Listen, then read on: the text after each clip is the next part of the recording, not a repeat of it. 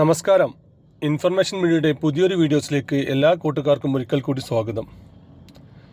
നിലവിലിപ്പോൾ 1600 രൂപ പെൻഷൻ ലഭിക്കുന്ന ആളുകൾ ശ്രദ്ധിക്കേണ്ട വളരെ സുപ്രധാനമായിട്ടുള്ള അറിവുമായിട്ടാണ് ഇൻഫർമേഷൻ വീഡിയോസ് വന്നിട്ടുള്ളത്. നിർബന്ധമായി ഈ 3 കാര്യങ്ങൾ ചെയ്തു കഴിഞ്ഞാൽ മാത്രമാണ് അവർക്ക് തുടർന്ന് പെൻഷൻ ലഭിക്കുകയുള്ളൂ. അതുപോലെ തന്നെ വരുമാന സർട്ടിഫിക്കറ്റ് നൽകി കഴിഞ്ഞാൽ അവർക്ക് തുടർന്ന് പെൻഷൻ ആനുകൂല്യങ്ങളൊന്നും ലഭിക്കുകയില്ല. അതിനെല്ലാം കുറിച്ച് നോക്കാം. അതിനു മുമ്പായി ഇൻഫർമേഷൻ മീഡിയയുടെ വീഡിയോസ് നിങ്ങൾ ആദ്യമായിട്ടാണ് കാണുന്നതെങ്കിൽ ചാനൽ സബ്സ്ക്രൈബ് ചെയ്യാൻ മറക്കരുത്. നമ്മുടെ ചാനലിൽ ഒരു തരത്തിലുള്ള മത രാഷ്ട്രീയ കാര്യങ്ങളും വരുന്നതല്ല.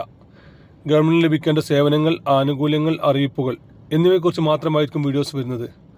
ശ്രദ്ധിക്കുക, പല ആളുകളും പഴയ വീഡിയോസുകൾ കണ്ട് ആ ആനുകൂല്യങ്ങൾ ഇപ്പോൾ നിലവിലുണ്ടോ, ആ കാര്യങ്ങൾ ഞങ്ങൾ അറിഞ്ഞില്ല, അങ്ങനെ പല കാര്യങ്ങളും പറയാറുണ്ട്. അങ്ങനെയുള്ള ആളുകൾ ശ്രദ്ധിക്കുക. ഗവൺമെൻറ് സേവനങ്ങൾ എപ്പോൾ വേണമെങ്കിലും പുതിയ മാറ്റങ്ങൾ വരാം. ഏറ്റവും പുതിയ അറിയിപ്പുകൾ ലഭിക്കാൻ തൊട്ടടുത്തുള്ള ബെല്ലൈക്കൻ കൂടി ക്ലിക്ക് ചെയ്യുക. നിലവിലിപ്പോൾ 1600 രൂപ പെൻഷൻ വാങ്ങുന്നവർ നിർബന്ധമായി ചെയ്യേണ്ട ഒരു കാര്യമാണ് വരുമാന സർട്ടിഫിക്കറ്റ് നൽകുക എന്നുള്ളത്.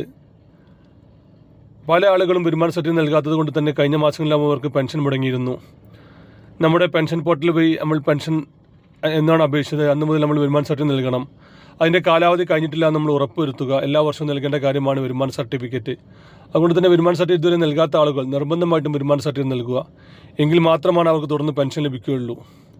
നമ്മൾ ശ്രദ്ധിക്കേണ്ട ഒരു കാര്യം എന്താണെന്ന് വെച്ച് കഴിഞ്ഞാൽ, പെൻഷൻ വാങ്ങുക അല്ലെങ്കിൽ ഗവൺമെൻറ്റിന് എന്ത് സേവനങ്ങൾ ലഭിക്കുക എന്നതെന്നാലും ഗവൺമെൻറ് പറയുന്ന ഓരോ കാര്യങ്ങൾ അത് ചിലപ്പോൾ നമ്മുടെ യുക്തിക്കോ ബുദ്ധിക്കോ സ്വീകരിക്കാൻ ബുദ്ധിമുട്ടുണ്ടാകും.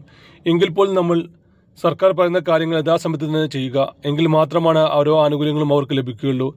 ചില അശ്രദ്ധ കൊണ്ടും ചില അറിവില്ലായ്മ കൊണ്ടും നമ്മൾ ചെയ്യുന്ന ചെറിയ ചെറിയ കാര്യങ്ങൾ ചെയ്യാതിരിക്കുന്നത് കൊണ്ടാണ് നമ്മുടെ പെൻഷൻ മുടങ്ങുന്നത്, അല്ലെങ്കിൽ ഗവൺമെൻറ്റിൽ നിന്നുള്ള ആനുകൂല്യങ്ങളും മറ്റും മുടങ്ങുന്നത്. അതുകൊണ്ട് തന്നെ ഓരോ കാര്യങ്ങളും ഗവൺമെൻറ് പറയുന്ന ഓരോ കാര്യങ്ങളും നമ്മൾ കറക്റ്റായി തന്നെ ചെയ്യുക, കറക്റ്റായി ഫോളോ ചെയ്യുക. അതുപോലെ തന്നെ ശ്രദ്ധിക്കേണ്ട മറ്റൊരു കാര്യമാണ് പെൻഷൻ മസ്റ്ററിങ്. ഇതൊരു മസ്റ്ററിങ് പൂർത്തിയാക്കാത്ത ഒരുപാട് ആളുകളുണ്ടെന്നാണ് ഇപ്പോഴും അറിയാൻ സാധിക്കുന്നത്.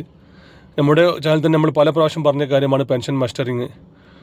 പെൻഷൻ വാങ്ങുന്ന ഏത് തരത്തിലുള്ള മുഴുവൻ പെൻഷൻ അത് ശ്രദ്ധിക്കേണ്ട കാര്യം, നമ്മൾ ക്ഷേമനിധി ബോർഡിൽ ലഭിക്കുന്ന പെൻഷൻ, അല്ലെങ്കിൽ വാർദ്ധക്യ പെൻഷൻ, വിധവ പെൻഷൻ, അങ്ങനെ എന്ത് പെൻഷൻ വാങ്ങുന്ന ആളുകളും ശരി, അവർ കറക്റ്റായി തന്നെ മസ്റ്ററിങ് പൂർത്തിയാക്കണം. തൊട്ടടുത്തുള്ള അക്ഷയ കേന്ദ്രം വഴിയാണ് മസ്റ്ററിങ് പൂർത്തിയാക്കാൻ സാധിക്കുക. നമ്മുടെ ആധാർ കാർഡ്, പെൻഷൻ ID ഇതിലേതെങ്കിലും ഒന്ന് കൊണ്ട് ചെന്ന് കഴിഞ്ഞാൽ നമുക്ക് മസ്റ്ററിങ് പൂർത്തിയാക്കാൻ സാധിക്കും. മസ്റ്ററിങ് പൂർത്തിയാക്കാൻ സാധിക്കാത്ത ഒരുപാട് ആളുകളുണ്ട്. അങ്ങനെയുള്ള ആളുകൾ ശ്രദ്ധിക്കുക. അവർ ആധാർ കാർഡ് അപ്ഡേറ്റ് ചെയ്യാത്തത് മൂലമായിരിക്കാം അവർക്ക് മസ്റ്ററിങ് പൂർത്തിയാക്കാൻ സാധിക്കാത്തത്. അങ്ങനെയുള്ള ആളുകൾ ആദ്യം ആധാർ കാർഡ് അപ്ഡേറ്റ് ചെയ്യാൻ ശ്രമിക്കുക. അതിനുശേഷം മസ്റ്ററിങ് പൂർത്തിയാക്കുക. ഇനി വീട്ടിൽ കിടപ്പിലായ ആളുകളാണ്, അവർക്ക് അക്ഷയയിലെത്താൻ സാധിക്കാത്ത ആളുകളാണെങ്കിൽ നിങ്ങൾ വാർഡ് മെമ്പർ മുഖേന അക്ഷയ കേന്ദ്രങ്ങൾ അറിയിച്ചു കഴിഞ്ഞാൽ അവർ വീട്ടിൽ വന്ന് മസ്റ്ററിങ് പൂർത്തിയാക്കും. ഫിംഗർ പ്രിൻ്റ് മസ്റ്ററിങ് കിട്ടാത്ത ആളുകൾക്ക് കണ്ണിൻ്റെ സ്കാനിങ്ങും മറ്റും ഉപയോഗിച്ചെല്ലാം മസ്റ്ററിങ് പൂർത്തിയാക്കാൻ സാധിക്കുന്നുണ്ട്. ഈ 3 തരത്തിലുള്ള മസ്റ്ററിങ് പരാജയപ്പെട്ട് കഴിഞ്ഞാൽ നമുക്ക് അക്ഷയയിൽ നിന്നും ഒരു സർട്ടിഫിക്കറ്റ് ലഭിക്കുകയും ആ സർട്ടിഫിക്കറ്റ് കൊണ്ട് നമ്മൾ തൊട്ടടുത്തുള്ള ഗവൺമെൻറ് ഹോസ്പിറ്റലിൽ ചെന്ന് കഴിഞ്ഞാൽ അവർ അത് അറ്റസ്റ്റ് ചെയ്ത് തരികയും ചെയ്യും. അതിനുശേഷം അവർക്ക് മസ്റ്ററിങ് ചെയ്തതായി കണക്കാക്കി പെൻഷൻ ആനുകൂല്യങ്ങളും മറ്റും ലഭിക്കും. അതുകൊണ്ട് തന്നെ നിർബന്ധമായിട്ടും മസ്റ്ററിങ് പൂർത്തിയാക്കാത്ത മുഴുവൻ ആളുകളും നിർബന്ധമായിട്ടും മസ്റ്ററിങ് പൂർത്തിയാക്കുക. അതുപോലെ തന്നെ ശ്രദ്ധിക്കേണ്ട മറ്റൊരു കാര്യമാണ് വിധവ പെൻഷൻ വാങ്ങുന്ന ആളുകൾ. 60 വയസ്സ് തികയാത്ത വിധവ പെൻഷൻ വാങ്ങുന്ന ഒരുപാട് ആളുകളുണ്ട്. നമ്മുടെ പെൻഷൻ വാങ്ങുന്നതിൽ 20% ആളുകളും വിധവ പെൻഷൻ വാങ്ങുന്ന ആളുകളാണ്. അങ്ങനെയുള്ള ആളുകൾ നിർബന്ധമായിട്ടും ഓരോ വർഷം നൽകേണ്ട കാര്യമാണ്. അവർ വീണ്ടും പുനർവാഹിത ആയിട്ടില്ല എന്നുള്ള സർട്ടിഫിക്കറ്റ് നൽകേണ്ടത്. അത് നിർബന്ധമായിട്ടും നൽകുക. എങ്കിൽ മാത്രമാണ് തുടർന്ന് അവർക്ക് പെൻഷനും മറ്റ് ആനുകൂല്യം ലഭിക്കുകയുള്ളൂ.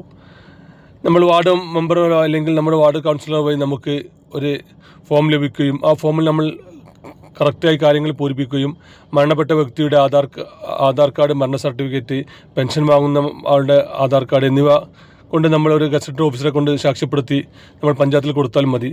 അത് കറക്റ്റായി ചെയ്യാത്ത പക്ഷം തുടർന്ന് അവർക്ക് പെൻഷൻ മറ്റ് ആനുകൂല്യങ്ങൾ ലഭിക്കുകയില്ല.